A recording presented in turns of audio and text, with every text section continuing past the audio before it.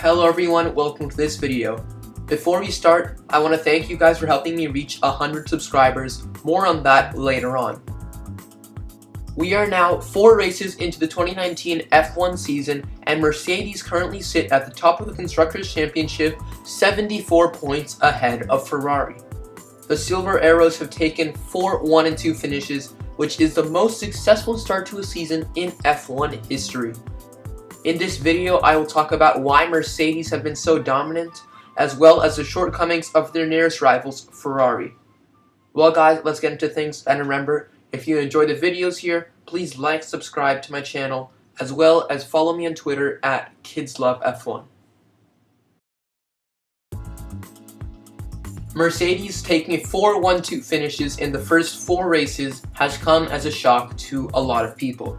After all, Mercedes looked like the underdog after preseason testing. How could one expect an underdog to have the most successful start in F1 history? The last time a team had such a dominant start to the season were Williams in 1992. Williams scored 60% more points than any other team. To put that into context, that's roughly how much Mercedes won by in 2014, 15, and 16. The thing is, Mercedes' car isn't as dominant as previous years. It's not a dominant car that has led to 4 1-2 finishes. It's a dominant team that has led to all of this success. Mercedes have been almost flawless in every single aspect. Let's start with the drivers. Valtteri Bottas is having a career season with 2 wins and pole positions. After a disappointing 2018 campaign, he's looked like a completely different driver. His more aggressive approach seems to be paying off as he currently leads the championship. His teammate, Lewis Hamilton, has had an average start to the season by his own standards, but average for Lewis Hamilton is still very, very good. Mercedes' strategy team has been equally as good. They have executed some masterstrokes this season and have outwit Ferrari at every race so far. Every single member of the team, from the drivers to the pit crew, have been performing at their very best, and this is all a result of great leadership from team principal Toto Wolff. He's already proved himself as a highly capable team principal, and if he can prevent the Hamilton-Bottas relationship from boiling over, then I can't see them losing. In the first 4 races, Mercedes and Ferrari's cars have been pretty much equal. But the reason why Mercedes have 60% more points than Ferrari is because, as a team, Mercedes have been 60% better. Now let's look at Ferrari, and their impressive performance during preseason testing feels like it was a long time ago. They have had their worst start to a season in 5 years, failing to finish in first or second in any of the first 4 races. Their drivers, Sebastian Vettel and Charles Leclerc, have had their moments as well as flashes of brilliance, but have been nowhere near as consistent as Bottas and Hamilton. Both of them have made costly mistakes so far. Sebastian Vettel's spin in Bahrain cost them a win, and Charles Leclerc's crash in qualifying for the Azerbaijan Grand Prix paved the way for another Mercedes 1-2.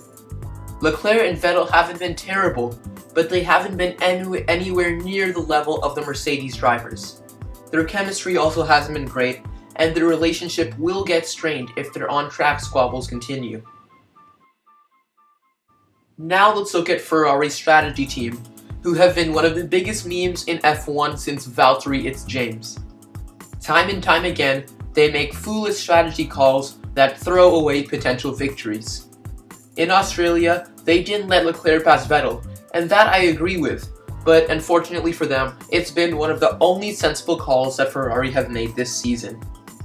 Ferrari's poor strategy let Hamilton back into the race in Bahrain, and they hung Leclerc out to dry in both China and Azerbaijan. Even Ferrari's decision to put Leclerc on medium tires during qualifying in Azerbaijan was questionable, as the lack of grip may have been a contributing factor to a crash that basically ruined Ferrari's entire race weekend. I don't have much to say about team principal Binotto. I think it's still too early to question his leadership. The only decision I question is his decision to make Vettel Ferrari's #1 driver. At first, it seemed like a sensible decision. Vettel was more experienced, and this move limited the pressure on the German, who struggles when there's a lot of pressure on him. However, Charles Leclerc has been way too quick to be a number 2 driver. Take Bahrain, when Vettel was leading, but Leclerc looked way faster. Ferrari told Leclerc not to pass him, but it was an order that Leclerc rightfully ignored. If this continues, Vettel and Leclerc's relationship will deteriorate very quickly. The right move would be to erase Vettel's number 1 status and treat both drivers equally. However, Vettel will feel that the team has lost confidence in him, thus putting more pressure on the German driver. As you can see, Ferrari are in a very tough spot regarding their drivers, and they have to improve in a lot of different aspects. These problems have always been there, but they were hidden by the speed of their car. Only when they started to lose the development race in the second half of 2018 did the cracks begin to show. Only now that Ferrari and Mercedes have equal cars did we see that Mercedes is the better team overall.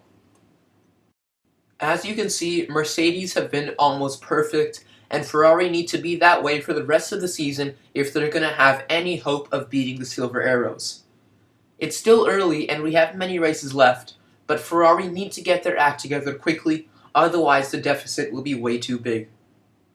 But that's going to do it for today, guys. I hope you enjoyed this video. If you did, please subscribe to my channel, Kids Love F1. I just hit 100 subscribers, which is absolutely amazing. If you have any questions for me about my channel or F1 in general, feel free to leave them in the comment section below, and I'll answer them in my next video. As always, thanks for watching. Hopefully you enjoyed it. Bye!